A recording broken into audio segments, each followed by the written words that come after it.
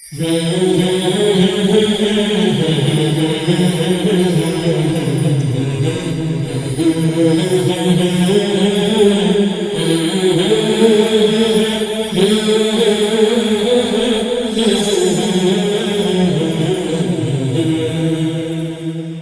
آمدید اور ویلکم ہمارے اب کے نئے سیگمنٹ میں، اور یہ واپسی ہماری ہو رہی ہے ہمارے بیان، نعت اور تلاوت سے۔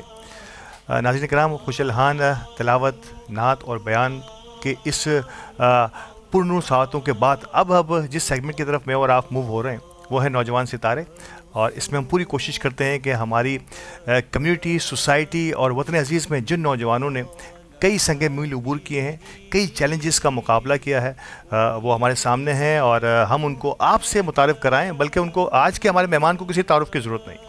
یقینی طور پہ انہوں نے اپنی مثال آپ کے تحت نوجوانوں کے لیے ایک رول ماڈل کا کردار ادا کیا ہے۔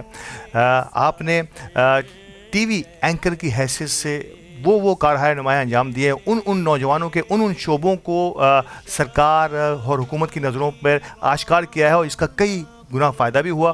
آپ نے یوتھ پارلیمنٹ کی بنیاد رکھی ہے، اور آپ نے میڈ ان پاکستان موومنٹ کے خالق ہیں۔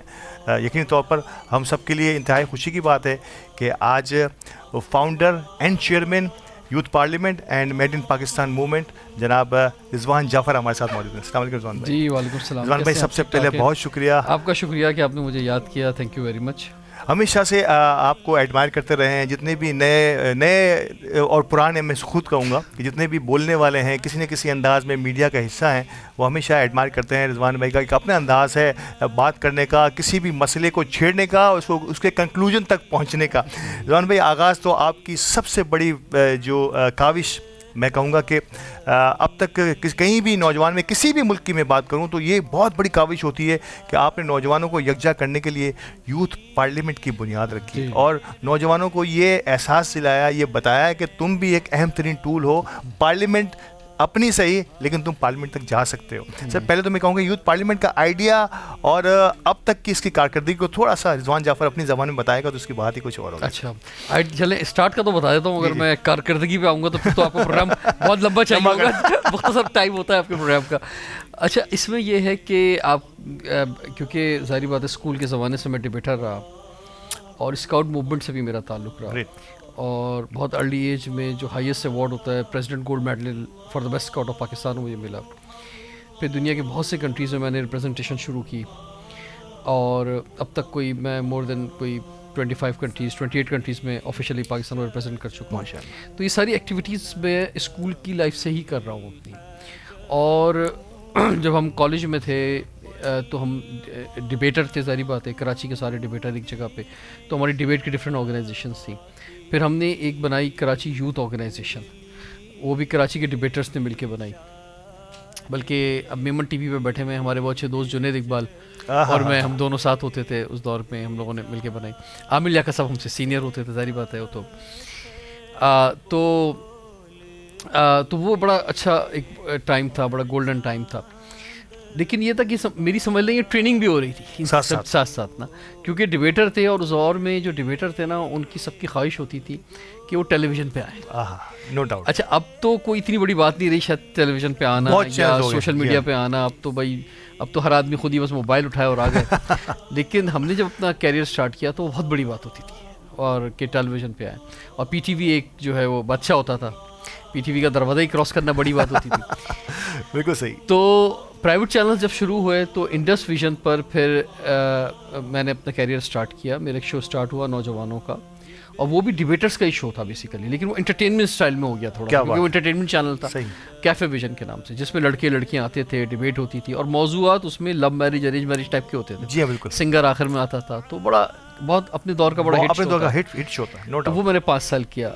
تو جب میں نے 2003 میں وہ سٹارٹ کیا، تو کیونکہ اندر سے مزاج جو تھا وہ تھا کچھ ملک کے لیے کرنے کا، اور وہی چیزیں بچپن سے کرتے ہوئے آ رہے تھے، سوچ رہے تھے، اور ایسے بھی نوجوان بہت سارے ملتے تھے جو کہتے تھے یار ملک کے لیے کچھ کرنا ہے، آپ تو یہ صرف انٹرٹینمنٹ کرتے ہیں، ہلکی پھلکی ڈسکشن کرتے ہیں، آخر میں سنگر آتا ہے، ناچ گانا ہوتا ہے، ختم ہو جاتا ہے، تو کچھ ذرا اس سے اوپر کی کوئی چیز ہونی چاہیے۔ تو 2004 میں نے ایک آئیڈیا کریٹ کیا ڈبیٹ کے ہی انداز میں کہ جیسے آپ نے دیکھا ہوگا مباحثے ہوتے ہیں تو قرارداد پیش کی جاتی ہے بالکل بالکل فار اور اگینسٹ کے اندر. تو ہم نے کہا اس طرح سے ہم بھی ایک جو ہے نا ایک ایوان کریٹ کرتے ہیں. کیا بات. اس ایوان میں قراردادیں پیش ہوں گی اور ڈبیٹرز ہمارے پیش کریں گے فار اور اگینسٹ میں. تو ہم نے وہ آئیڈیا کو ڈیولپ کرتے کرتے کہ ہم نے کہا یوتھ پارلیمنٹ بناتے ہیں, نوجوانوں کی پارلیمنٹ, ایک ٹی وی شو کریٹ کرتے ہیں. کیونکہ میں آلریڈی ایک بڑا مشہور شو کر رہا تھا کیفے ویژن, تو اس لیے وہ شو میں پھر نیوز چینل پہ, انڈس ویژن کا نیوز چینل تھا انڈس نیوز, اس پہ میں نے ایک آئیڈیا تو دیا لیکن وہ ہو نہیں سکا. صحیح. کہ انہوں نے کہا یار آپ ایک چیز کر رہے ہیں تو اس کو ڈسٹرب نہ کریں, صحیح بات. وہی کرتے رہیں. تو اس طرح کرتے کرتے ایک سال گزر گیا. پھر یہ ہوا کہ وہ لوگ وہ نوجوان جو کچھ کرنا چاہتے تھے, آگے بڑھنا چاہتے تھے, ان کے میں نمبرز اپنے موبائل میں سیو کرتا جاتا تھا.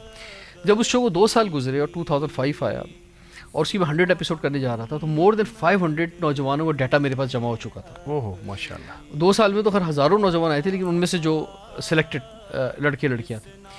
تو میں نے فیصلہ کیا کہ 100 ایپیسوڈ میں کوئی نئے ینگسٹرز نہیں بلاؤں گا جو پہلے میرے شو میں نہیں آئے, میں انہیں کو بلاؤں گا جو پچھلے 2 سال میں آ چکے ہیں, جن کا ڈیٹا میرے پاس ہے, اور ان کے ساتھ ہم یہ یوتھ پارلیمنٹ کا آغاز کریں گے, ایک نئی آرگنائزیشن کے لیے. کیا بات. ہم شو تو نہیں کر سکے, ہم نے آرگنائزیشن ایک نئی آرگنائزیشن بن گئی. پھر آرگنائزیشن کریٹ کی, اور ظاہر بات ہے وہ ٹیلی ویژن پہ آئی, اور ٹیلی ویژن کی بہت ویلیو ہوتی تھی. شاید میں سمجھتا ہوں آج کے ینگسٹرز اس چیز کو نہیں سمجھ سکتے کہ ٹی وی کی ویلیو پہلے ہوتی کیا تھی. اب سوشل میڈیا آنے کے بعد وہ شاید ویلیو نہیں رہی. خیر ابھی بھی ویلیو ایسا تو نہیں ہے, لیکن وہ ویلیو میڈیا اس پہ بازی لے گیا ہے, اس میں کوئی شک کی بات نہیں. اب وہ جو پہلے بات تھی کہ جناب سڑکیں سنسان ہو جانا, اور وہ جو ٹیلی ویژن کے اپنا ایک پورا کیرزما تھا, بالکل نو ڈاؤٹ. تو وہ جب 3 گھنٹے کا پروگرام آن ایئر گیا ریگارڈنگ دا یوتھ پارلیمنٹ آن 14 اگست 2005, تو ظاہری بات ہے اس کا ایک بڑا اچھا رسپانس ملا. ایون سرکاری سطح پہ دیکھا گیا, گورنمنٹ کی سطح پہ دیکھا گیا. جنرل مشرف صاحب جو اس وقت پریزیڈنٹ ہوتے تھے, انہوں نے اس کو نوٹس کیا. تو اور پھر وہ ہمارے پروگراموں میں بھی آئے, اور پھر ہم نے فیڈرل لیول پہ, پروونشل لیول پہ اس آرگنائزیشن کا سلسلہ اس طرح چلتا چلا گیا. یہ آغاز بڑی آسانی سے فرما گئے. مجھے لگتا ہے کہ شاید اس میں کچھ چیزیں ایسی ضرور ہوئی ہوں گی سر, کہ جس کو سوچتے ہوئے کہ آیا نوجوانوں کا ڈیٹا اپنی جگہ, نوجوانوں کو جو رسپونڈ تھا نا, یہ بڑا امپورٹنٹ ہوتا ہے کہ آیا جو آپ کی سوچ تھی, آیا اس انداز کا آپ کو رسپونڈ ملا, اور ملا تو اس کی مین وجہ کیا تھی؟ میں سمجھتا ہوں ہر دور میں رسپانس ڈفرینٹ ہوتا ہے. ہر دور میں نوجوان جو ہے نا ہر 5 سال بعد سوچ بدل رہی ہوتی ہے. مثال کے طور پہ آج میں کچھ کرنا چاہوں گا, مثال کے طور پہ بہت سے لوگ مجھے کہتے ہیں یار وہ شو آج آپ کیوں نہیں کرتے, آج بھی کریں, آج بھی نوجوانوں کے لیے کوئی پلیٹ فارم نہیں, کوئی شو نہیں, لیکن آج میں نہیں کر سکتا. آج میں کروں گا تو آج مجھے اس کو کرنے کے لیے ایک بہت بڑا اسکل چاہیے ہوگا. بس جب تک وہ اس لمٹ اس لیول پہ میں پروڈکشن نہیں کروں گا, وہ شو میں کامیاب نہیں کر سکتا. صحیح بات ہے. پہلے تو ہم نے ایک کیمرے سے بھی اور ایک مائک سے بھی کر لیا, لیکن اب نہیں ہو سکتا. تو ہر دور میں جو ہے نا وہ ایک نوجوان چیلنجز ڈفرینٹ ہو جاتے ہیں. اس وقت ایک جنریشن چینج ہو رہی تھی. ہم لوگ وہ ہیں کہ ہم نے وہ جو ٹیلی فون جو نمبر والا ہوتا ہے نا, ڈائل کرنے والا, وہ دیکھا ہے, اور ہمارے سامنے موبائل فون آیا ہے, اور یہ اسمارٹ فون اس میں جب یہ بٹن آیا تھا تو ہم بڑے اس کو بڑا پروسیس دیکھا ہے. ہم نے انٹرنیٹ کا آنا دیکھا ہے, ٹھیک ہے نا, ہم نے کیفیز میں جا کے انٹرنیٹ کا یوز کیا ہے, ہم نے ای میل کیا ہوتی ہے اس کو سیکھا ہے کہ یار یہ ای میل کیسے بنتی ہے, ٹھیک ہے, اور ہم نے کمپیوٹر کا آنا دیکھا ہے. بڑے بڑے کمپیوٹر 1 GB کی ہارڈ ڈسک ہوتی تھی. آپ سوچیں اب تو ٹیرا بائٹس میں پہنچ گئے, وہ 1 GB کی ہارڈ ڈسک بڑی قیمتی ہوتی تھی. تو وہ کمپیوٹر کیسے استعمال, تو وہ ایک جنریشن چینج ہو رہی تھی. تو وہ بہت ساری چیزیں نئی تھیں. تو ان میں جب نئی چیزیں لائف میں آ رہی ہوتی ہیں, اس طرف آئیں, تو اس جنریشن نے بہت ساری چیزوں کو ویلکم کیا. یعنی آپ سوچیں کہ میرا اپنا جو شو آتا تھا, جس میں ایک شو میں کوئی 100 کے قریب نوجوان پارٹیسپیٹ کرتے تھے. اس دور میں اتنا انٹرنیٹ نہیں تھا, لیکن کم سے کم ایک شو کے بعد مجھے 1000 سے زیادہ ای میل آتی تھی, جس میں سے 99% ای میل یہ ہوتی تھی کہ ہمیں آپ کے شو میں آنا ہے. اور ہم ایک میسج بناتے تھے کاپی پیسٹ کا, کہ جناب فلاں ڈولمن مال میں یا فلاں مال میں جہاں ہمارے شوز ہوتے تھے, ہم ایک کاپی پیسٹ کر دیتے کہ فلاں ڈیٹ کو آ جائے, اور اس دن رش ہو جاتا تھا. مطلب کیا بات. تو اب یہ ایسا ممکن نہیں ہے, ٹھیک ہے. تو یہ ہر دور کا ڈفرینٹ ہوتا ہے. تو میں سمجھتا ہوں کہ اس دور میں ہمیں اچھا رسپانس ملا. اب آج کے دور میں بھی ہمیں اچھا رسپانس ہے, ایسی بات نہیں ہے, لیکن کسی بھی چیز کو بنانا آسان ہے, سسٹینیبلٹی لانا بہت مشکل ہے. سسٹین کرنا, زندہ رکھنا, کسی کام کو زندہ رکھنا, اسی مقام پہ رکھنا بہت مشکل کام ہے, اتنا آسان نہیں ہے. لیکن اللہ تعالیٰ خیر مدد کرتا ہے. اور کبھی کبھی ایسا بھی ہوتا ہے, دیکھیے ہم 20 سال ہو گئے, 20 ایئرس ہو گئے 2005 سے 2025 کے اندر. میں نے کئی بار اپنی آئیڈینٹی بھی بدلنے کی کوشش کی. میں نے کہا یار میں خود جو ہوں وہ, اور میں نے یہی ہوا کہ 2010 سے میں نے جو ہائیسٹ پوسٹ ہوتی ہیں یوتھ پارلیمنٹ کی ان پہ الیکشنز کرانے شروع کیے اور ہر سال اس وقت سے لے کے اب تک جو ہے وہ الیکشنز ہوتے ہیں. پروونشل لیول پہ شیڈو کیبنٹ بنتی ہے, فیڈرل لیول پہ بنتی ہے. میرا رول وہ ہے جو کرکٹ بورڈ کے چیئرمین کا ہوتا ہے. I am not the captain from last 10 year. 20 years youth parliament کو ہوگا, لیکن 10 سال سے بلکہ 12-15 سال سے میرا رول جو ہے نا وہ بورڈ کے چیئرمین والا ہے, ناٹ اے کیپٹن. میں ہر سال کیپٹن لے کر آتا ہوں. آپ جی ہاں بالکل, آپ یعنی کہ آپ پوری پلان بنا رہے ہیں. تو میں محسن نقوی ہوں. تو ہر سال جو ہے وہ بابر اعظم اور شاہد افریدی میرے پاس آتے رہتے ہیں اور لڑکے لڑکیاں نئے آتے ہیں, الیکشن میں حصہ لیتے ہیں اور وہ زبردست طریقے سے وہ ایکٹیویٹیز کرتے ہیں, آگے بڑھتے ہیں. اور ان کے لیے مختلف ایکٹیویٹیز ہوتی ہیں. جیسے ابھی ہم ریسنٹ رمضان سے چند ایکٹیویٹیز میں مجھے ضرور آنا ہے, اور ایکٹیویٹیز ہی اصل خاصہ ہوں گی آج کے ہمارے اس پروگرام کا, کہ نوجوانوں کو ہم نے انگیج کر لیا, ہم نے ٹی وی پروگرام میں بھی لیا ہے. اب انہیں کرنے کا کام کیا دیا ہے یوتھ پارلیمنٹ نے, یہ مجھے پوچھنا ہے, اور اس کو کس طرح سے ہم نے انگیج رکھا ہے اور ان کے انٹرسٹ کو کس طرح سے ڈیولپ رکھا ہے. کیونکہ یہ کام تو رضوان جعفری کر سکتے ہیں کہ بہت اہم ترین بات آج وہ کر کے چلے گئے ہیں. آپ بھی سوچئے گا کہ ایک مقام حاصل کرنا شاید اتنا مشکل نہیں, جس سے زیادہ مشکل کام اس مقام کو برقرار رکھنا ہے. ہمارے ساتھ رہیے گا, کچھ دیر کا وقفہ لیتے ہیں, دوبارہ حاضر ہوتے ہیں. اب پوچھیں گے کہ نوجوانوں کو کام کیا دیا جا رہا ہے.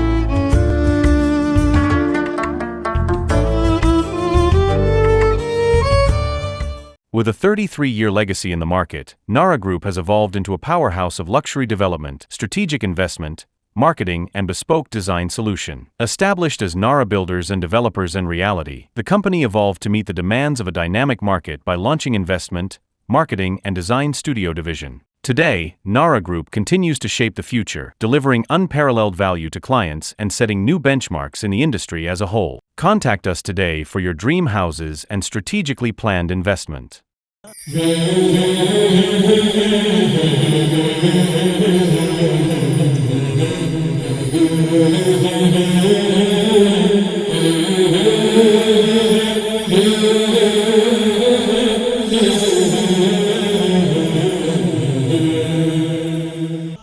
ویلکم بیک اور خوش آمدید ہمارے اس سیگمنٹ میں جس کا نام ہے نوجوان ستارے.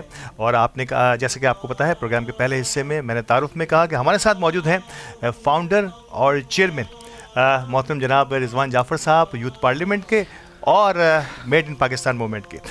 رضوان بھائی, بات ہو رہی تھی کہ کس انداز سے اب ہم نے انگیج کر لیا, ان کو ایکٹیو بھی کر دیا, ان کو ٹی وی پر بھی الحمدللہ اتنا موٹیویٹ کر دیا ہے. اب باقاعدہ الیکشن کی صورت میں آپ نے ایک پروسیس بنا دیا ہے اور آپ اس کو جو ہے مانیٹر بھی کر رہے ہیں.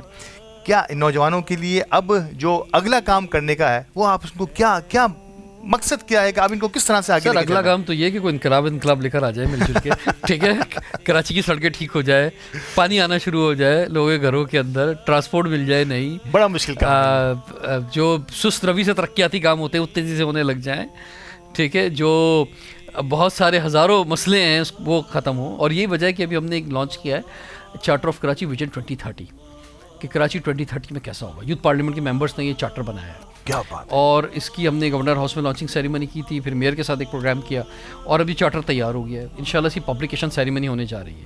یہ جب پبلک ہو جائے گا اس کے بعد ہم نے اس میں کوشش کی, ہم نے بنایا بیسیکلی ویژن 2047 کہ جب پاکستان 100 سال کا ہوگا تو کیسا ہوگا.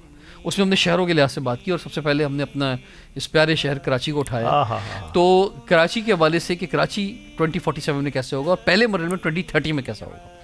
تو میں سمجھتا ہوں کہ کراچی کے شہری, کراچی کے نوجوان ہمارے ساتھ جڑیں اس کے اندر, اس آواز کے اندر, اور اس شہر کا جو برا حال ہے اس کو ٹھیک کرنے میں اپنا رول ادا کریں. خیر آپ نے جو یوتھ پارلیمنٹ کی بات کی تو نوجوان ضرورت ہر سال ہر بائی الیکشنز ہوتے ہیں ہر 2 سال بعد ہمارے, اور اس میں کیبنٹ بنتی ہے, اسٹینڈنگ کمیٹیز بنتی ہیں ڈفرینٹ شعبوں کی. اور میں آپ کو بتاؤں کیونکہ دس از دی شیڈو کیبنٹ, تو ایگزیکٹلی جیسے مثال سندھ کی بات کروں جیسے سندھ میں ڈیزگنیشنز ہیں منسٹرس کے, ایگزیکٹلی وہی ڈیزگنیشن ہمارے پاس ہوتے ہیں, مکمل کاپی پیسٹ, کہ اگر ایک منسٹر ہے وہاں پہ تو اس کا ہی منسٹر ہمارے ساتھ موجود ہے, وہ اپنی اسٹینڈنگ کمیٹی بناتا ہے, اس منسٹر کے ساتھ مل کے کام کرتے ہیں. اب وہ منسٹروں پر بھی ڈپینڈ کر رہا ہوتا ہے, کچھ منسٹر ہمیں بڑا رسپونڈ کرتے ہیں, کچھ جو ہے گھاستی ڈالتے ہیں, لیکن وہ اپنے طور پہ منسٹر ہوتا ہے یہاں پہ شیڈو کیبنٹ کا, اور وہ اپنی اسٹینڈنگ کمیٹی میں کام کرتا ہے, اس شعبے میں کام کرتا ہے, اپنے طور پہ ایک ایکٹیویٹی کرتا ہے, اپنے تعلیمی اداروں میں ایکٹیویٹی کرتا ہے, چھوٹے بڑے ایونٹس کرتا ہے. پھر ہمارا جو سیکریٹریٹ ہے, ہیڈ آفس ہے, وہ اس کی ہیلپ کرتا ہے. ہم بھی پھر بہت سی بڑی کانفرنسز چھوٹی کانفرنسز کر رہے ہوتے ہیں.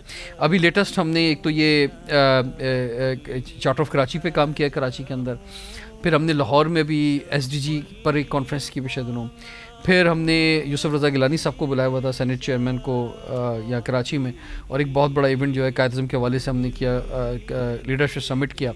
تو اس طرح ایکٹیویٹیز ہوتی رہتی ہیں. ابھی ہم ایک سندھ کے دورے پہ گئے, انٹیریئر سندھ میں جو ہے ہم نے مختلف تاریخی مقامات ہیں ان کا وزٹ کروایا, نوجوانوں کو وہ دکھایا. تو یہ انگیجمنٹ ہے بیسیکلی, یہ ایک پلیٹ فارم ہے, بیسیکلی یہ ایک امید ہے بنیادی طور پر. بات یہ ہے کہ زندگی میں بہت سے چیلنجز آتے ہیں, مشکلات آتی ہیں, نوجوانوں کے ساتھ بھی بڑے مسئلے ہیں, کبھی کوئی فائنینشیل ایشو ہے, کبھی کوئی فیملی ایشو ہے. تو میں چاہتا ہوں کہ زندگی کے اندر یہ یوتھ پارلیمنٹ کی ایک امید زندہ رہنی چاہیے. کچھ نہیں ہے تو یہ ہے میرے پاس, کیا بات ہے, میں اس پلیٹ فارم پہ کھڑے ہو کے کچھ کر سکتا ہوں, میں اس پہ کھڑا ہو کے جو ہے میں کہیں آگے بڑھ سکتا ہوں. مایوس نہیں ہونے دیا اس کو, مایوسی اس کی زندگی سے نکل جائے, ٹھیک ہے نا. اس کا پتہ ہو کہ میرے یہاں دوست ہیں, میرے یہاں پہ مینٹورز ہیں, میرے یہاں پہ ہاتھ پکڑنے والے لوگ ہیں, کہیں میں اپنے یہاں پہ اپنی بات کو کر سکتا ہوں, اور میرے پاس پلیٹ فارم میں میں اپنی بات کہہ سکتا ہوں. میں دیکھیں 2 دن تو میرا ٹی وی شو ہوتا ہے, پبلک شو, سمجھ رہا ہوں. میرے جو ٹی وی شو ہے اس کی خاص بات یہ ہے کہ اس میں آڈینس ہوتی ہے اور 2-3 مہمان اسٹیج پہ بیٹھے ہوتے ہیں. تو یہ تو ایوری ویک 2 دفعہ, ایک بھی نہیں 2 دفعہ موقع موجود ہے نوجوانوں کا کہ وہ آئیں اور سوال اٹھائیں. یہ ڈائلاگ سیشن تو مسلسل چل رہے ہیں ہماری ایونٹ کے علاوہ. کیا بات ہے. اور یہ کام میں پچھلے 22 سال سے کر رہا ہوں کہ ہر ہفتے میں 2 دفعہ کم سے کم 200 لوگ جمع کرتا ہوں. بہت بڑا کام ہے, اور یہ ساری چیزیں شاید ہو سکتا ہے کہ سم ٹائم جو ہے وہ ہم صرف نظر ہو جاتی ہیں, لیکن یہ جو کام ہو رہا ہے نا, نوجوانوں کو گیدر کر کے ان کو اپنے ساتھ جڑے ہوئے رکھنا بڑا مشکل ترین کام ہے. آج کا وائبرنٹ نوجوان جو ہے, اور میں پوچھوں گا رضوان صاحب سے کہ سر آپ نے دنیا دیکھی ہے, کئی ممالک میں, آپ نے کہا کہ 28 سے زیادہ ممالک میں پاکستان کی نمائندگی کر چکے ہیں آپ. پاکستان کا نوجوان اور دنیا کے نوجوان کو, آپ دونوں کو اگر کسی ایک ترازو میں تولنے کی کوشش کریں تو کیا میجر تبدیلیاں دیکھتے ہیں آپ ہمارے نوجوانوں میں دیگر ممالک کے نوجوانوں کے اگینسٹ جو ہے؟ سر دیکھیں, ہمارا جو سب سے لونگ پیشنیٹ جو گیم ہے وہ کرکٹ ہے, اور کرکٹ میں جو ہم مسلسل اپنی ناکامیاں دیکھ رہے ہیں تو اس سے ہم اندازہ کر سکتے ہیں کہ ہمارا جو نوجوان ہے اس کا اسکل لیول کیا ہے, اس کی ٹیکنیکس کیا ہیں, اس کا پیشن لیول کیا ہے, اس کی ٹریننگ کیا ہے, اس کی موٹیویشن کیا ہے, اس کا ایکسپوجر کیا ہے. بہت خوب, کیا بات, ٹھیک ہے نا. وہ ایک کسی بھی نیشن کی عکاسی کہیں سے تو کریں گے نا, کوئی تو اکائی ہے نا, کوئی تو اکائی اٹھائیں گے نا. تو میرے نزدیک تو وہ کرکٹ ٹیم ہو سکتی ہے, ہو سکتی. تو اب کیا وجہ ہے کہ کوئی آپ کو وہ پلیئر نہیں مل رہے جو کبھی پہلے ملتے تھے, وہ چیز نہیں آ رہی. تو اس کا مطلب وہ کہیں ہم چاند سے تو لائیں گے نہیں کرکٹ ٹیم میں, لوگ یہیں سے پاکستانی معاشرے سے آئیں گے. تو اس کا مطلب یہ چیز ہر شعبے کے اندر موجود ہے, اور یہ ہمارا ہم بہت جلدی کے اندر ہیں, بہت جلدی بہت کچھ کرنا چاہ رہے ہیں, محنت نہیں کرنا چاہ رہے. جو تیاری ہمیں کرنی چاہیے بڑے میدان پر لڑنے کے لیے اور انٹرنیشنل میدان پر لڑنے کے لیے, اس میں مجھے بہت افسوس ہے کہ ہم جو ہے نہیں کام کر پا رہے اس طرح سے. اس کی وجہ یہ ہے کہ انسٹیٹیوشن فیلئر ہے. حکومتی سطح پہ, پرائیویٹ سطح پہ لوگ ہاتھ پکڑنے والے نہیں, چیزوں کو بڑا نہیں کیا جاتا, چیزوں کو چھوٹا کیا جاتا ہے.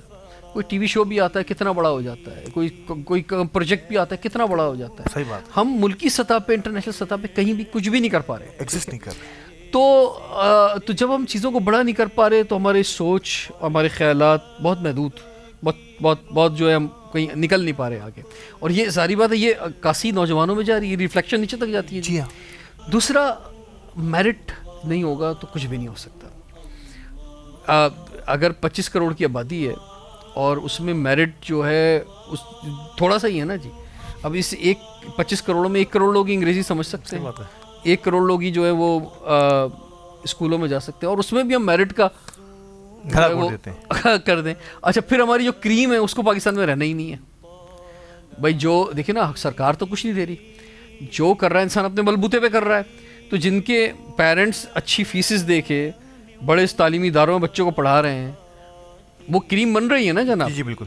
تو پہلے جب ہم جس کریم کی ہم بات کرتے تھے جہاں سے ہمارے بہت سارے لوگ آئے ہیں وہ کریم, اس کریم نے بڑا نام پیدا کیا جناب. وہی پارلیمنٹ میں گئے, وہی ہر جگہ پہنچے, ان کو سارے مواقع ملے نا. پہلے بھی یہ پرانی نئی بات تو نہیں ہے کریم کی, پرانی بات ہے. لیکن اب وہ کریم یہاں رہنی نہیں چاہتی, کچھ کرنا ہی نہیں چاہ رہی.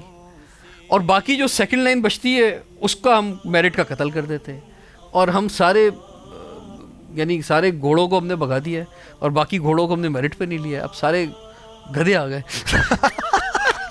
اب وہ ملک چلانا چاہ رہے ہیں, ملک کو آگے لے کے جانا چاہ رہے ہیں, تو کیا حال ہوگا جناب.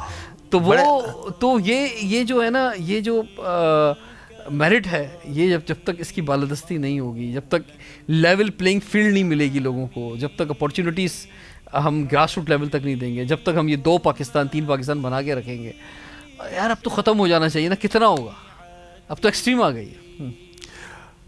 میں کہہ رہا ہوں نا, ایک جہاد کر رہے ہیں جس انداز سے جو ہے بات کرنے کا انداز, اور کن کن شعبوں میں کیا کیا کرنے کی ضرورت ہے. کیا خوبصورت مثال دی. یہ 11 کی ٹیم پاکستان ہے اور یہاں پر آپ نے جو کچھ بھی کیا وہ عکاسی کر رہی ہے ہمارے پورے معاشرے کی اور ہمارے ان تمام ارباب اختیار کی بھی, کی سوچ کی بھی, کہ اگر آپ نے یہ میرٹ کا اگر خدا نخواستہ قتل عام کیا تو یہ پھر پورے پاکستان میں اس کا عکس آپ کو نظر آئے گا. بات پاکستان کی ہو رہی ہے تو میڈ ان پاکستان کو بھی تھوڑا سا اور دیکھ لیتے ہیں. سر میڈ ان پاکستان موومنٹ آپ کے الحمدللہ بڑی سکسیزفل ایز یوتھ پارلیمنٹ. کیا اغراض و مقاصد تھے؟ اصل صاحب نام سے ظاہر ہے کہ پاکستان کو ہی پروموٹ کرنا ہے. پہلی بات تو یہ تھی جو میں نے کہا تھا کہ وہ جو میرے پہ ایک یوتھ کی چھاپ لگی ہے نا, میں اس سے بڑے سالوں سے نکلنا چاہ رہا ہوں لیکن نکل نہیں پاتا. میں جب نکلنا چاہتا ہوں کوئی مجھے آپ کی طرف بلا لیتا ہے کہ آئیں یوتھ پارلیمنٹ کا انٹرویو دے دے, تو دوبارہ اور اسٹرانگ ہو جاتی ہے یوتھ پارلیمنٹ کی چھاپ میرے پر. تو کوئی اچھا یوتھ کے لیے کوئی کام کر بھی نہیں رہا, کوئی مجھ سے زیادہ کام کر لے تو میں بھی صحیح بات ہے ڈاؤن ہو جاؤں گا. تو یہ بھی وجہ ہے کہ وہ ہمارا نام آ جاتا ہے. تو میں نے بڑی کوشش کی, میں نے ایک بنایا تھا جدید پاکستان انیشیٹو, کہ پاکستان میں جدید ہونا چاہیے, اور سسٹینیبل ڈیولپمنٹ گولز کے ساتھ مل کے ہم نے شہروں کی بنیاد پہ وہ انیشیٹو شروع کیا. کہ پھر ہم نے 4 جدید کراچی کانفرنس کرائی, جدید لاہور کروائیں, جدید پاکستان 4 کانفرنس کرائی.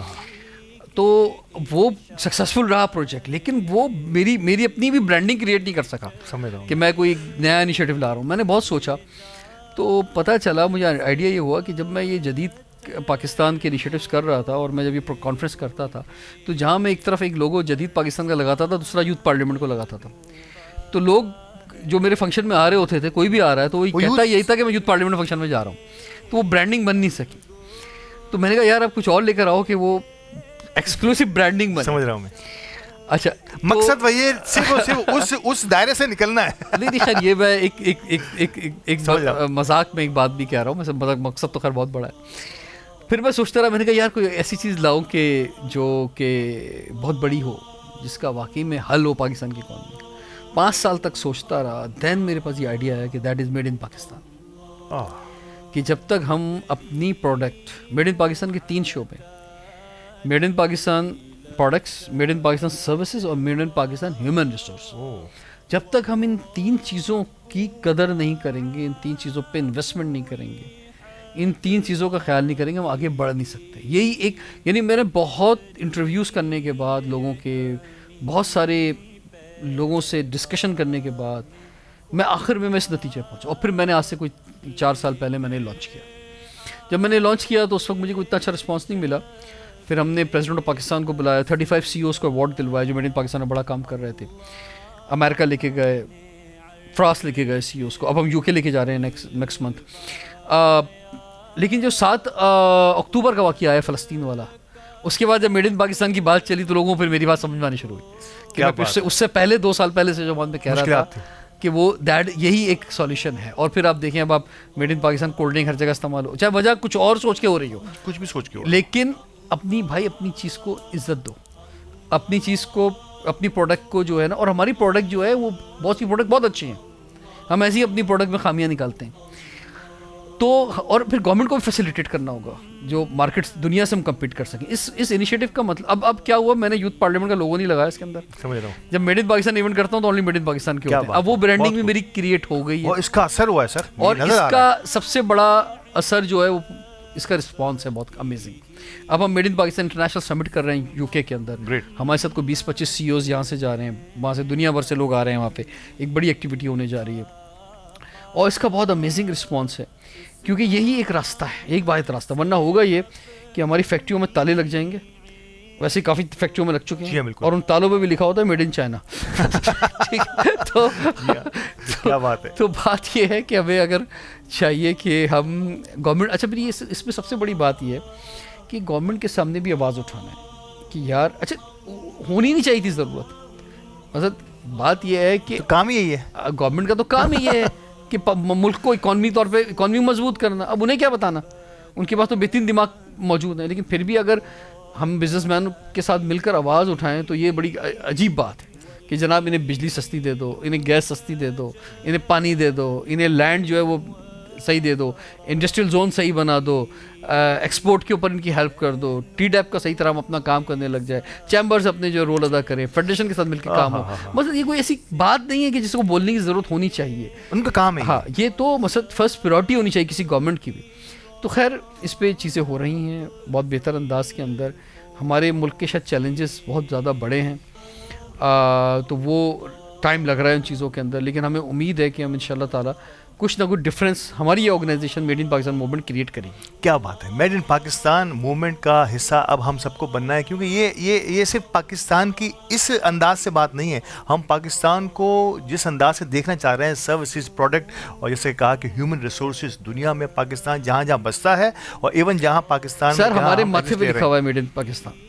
سب سے بڑی پروڈکٹ میں اور آپ ہی ہیں. ہمارے کالجوں میں, ہماری یونیورسٹیز میں, ہمارے اسکولوں میں جو بچے نکل رہے ہیں, سب سے بڑی کسی ٹوتھ پیسٹ صابن سے زیادہ سب سے بڑی پروڈکٹ وہ ہیں. تو ہم اپنے بچوں کو کیا پروڈکٹ بنا کے نکال رہے ہیں دنیا میں یہ کیا ہمارا نام پیدا کریں گے. اگر 9th کلاس کے اندر 10th کلاس کے اندر نقل ہو رہی ہے اور چیٹنگ کر کے بچے جو ایگزام دے رہے ہیں اور پاس ہو رہے ہیں, اور ابھی آپ کو معلوم ہے یہ بورڈز کا جو سلسلہ ہوا ہے ابھی, یہ جو ریزلٹس آئے ہیں جس طرح سے, اگر ہم یہ نظام لے کر آئیں گے تو آپ پھر سوچ سکتے ہیں ہمارا مستقبل کیا ہوگا.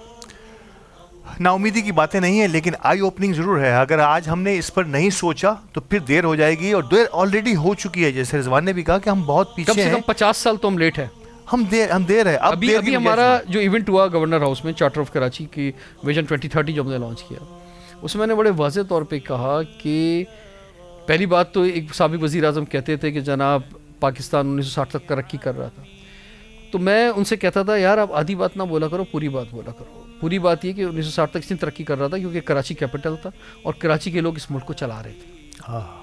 اور ایک وقت تھا کہ یہ کراچی ایئرپورٹ جو ہے نا, یہ اس ریجن کا سب سے بہترین ایئرپورٹ تھا.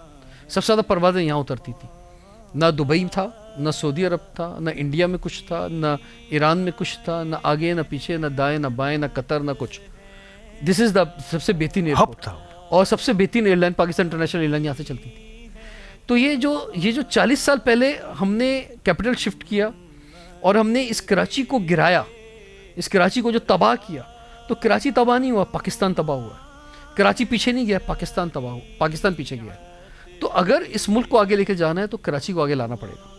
کراچی آگے بڑھے گا تو یہ ملک خود بخود آگے بڑھ جائے گا.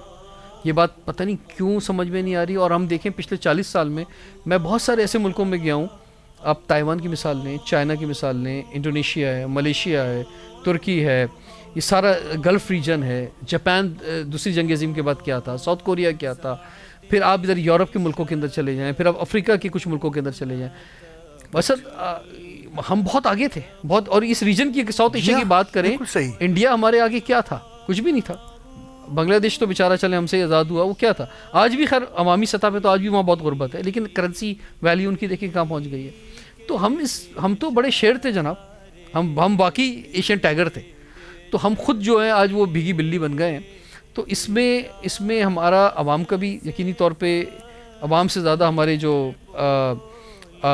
ارباب اختیار ہیں ان کا, اور پھر یقینی طور پہ ایک انٹرنیشنل جو سازشیں اس ملک کے خلاف ہوئی ہیں، اس ملک کو جو جس جگہ پہ ہونا چاہیے تھا وہ نہ پہنچے، تو اس میں کچھ اپنوں کا بھی ہاتھ ہے، کچھ پرایوں کا بھی ہاتھ ہے، غیروں کا بھی ہاتھ ہے، تو اس لیے آج یہاں پہنچے۔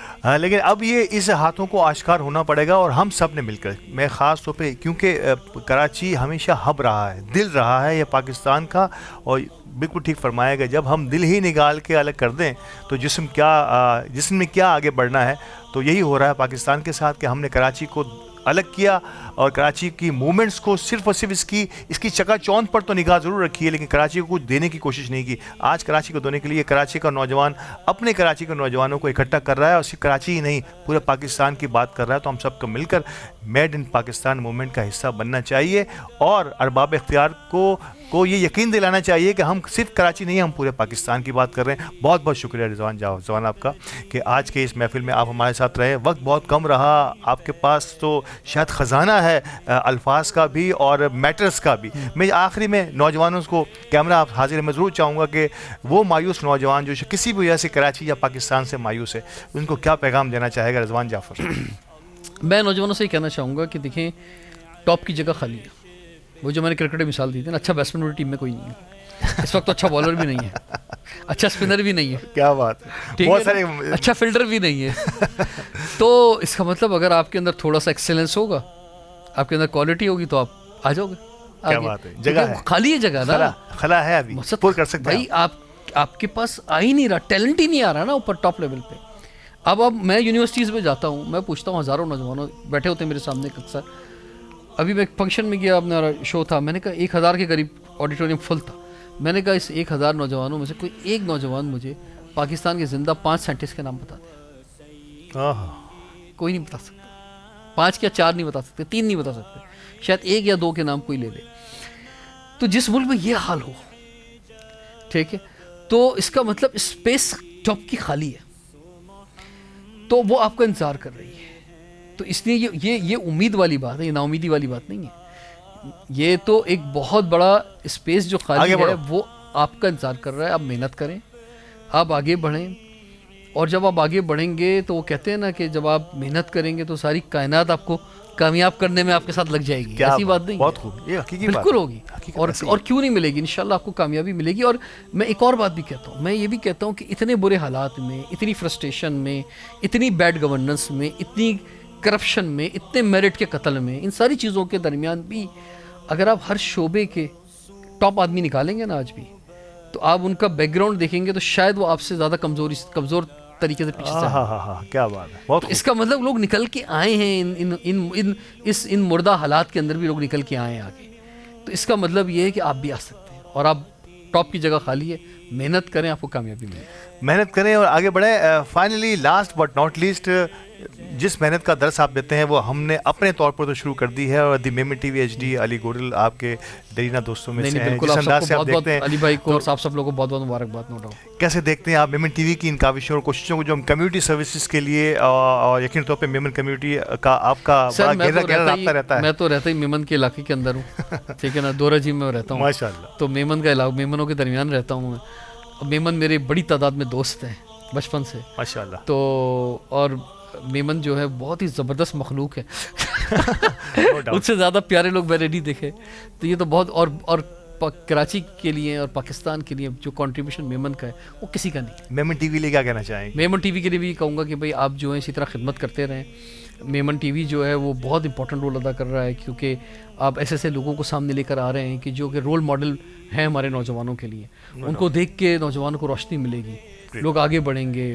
اور بہت سے لوگ دیکھیں، پیاسا کنویں کے پاس جائے گا یا کنواں پیاسے کے پاس جائے گا، سوال یہ ہے۔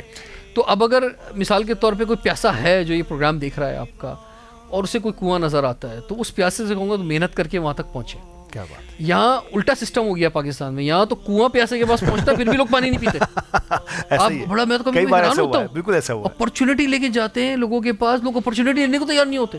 یہاں ایسے بھی صورتحال ہے، کیونکہ اس کی وجہ کہ یہاں ٹرسٹ لیول خراب ہو گیا ہے لوگوں، نوجوانوں کو، اس ٹرسٹ لیول کو واپس لانا ہوگا۔ کیا بات ہے، بہت خوب بہت خوب. ناظرین کرام, میں نے کہا نا رضوان سے باتوں کا آغاز ہو تو شاید جو ہے نا گھڑی کی سوئیاں جو ہے وہ آپ کو جو ہے نا نظر نہ آئیں, ایسا ہے, لیکن کیونکہ ہمارا یہ پروگرام کہیں نہ کہیں مقید ہے, گھڑی کی سوئیوں کے ساتھ قید ہے, تو پروگرام ختم کرتے ہیں. لیکن تشنیگی ضرور رہ گئی ہے, خود میری بھی بہت سارے سوالات تھے, آج بات کرنی تھی. انشاءاللہ آئندہ کسی پروگرام میں رضوان جعفر کو دوبارہ بلائیں گے, انشاءاللہ پاکستان اور کراچی کے لیے اور ایمان افروز گفتگو بھی کریں گے, اور آپ سب کو بھی بتائیں گے کہ ہم کس طرح سے نوجوانوں کو اپنا پارٹ بنا سکتے ہیں. بہت شکریہ رضوان ایک بار پھر آپ کا, اور تھینک یو سو مچ جی. اب ہمارے اس نوجوان ستارے کا سیگمنٹ اپنے اختتام کو پہنچ رہا ہے, اور ہمیں خوشبو آ رہی ہے کہ اب کچن میں بھی ایکٹیویٹی کا آغاز ہو گیا ہے. تو دیکھتے ہیں کہ کچن میں آج کیا ہونے جا رہا ہے.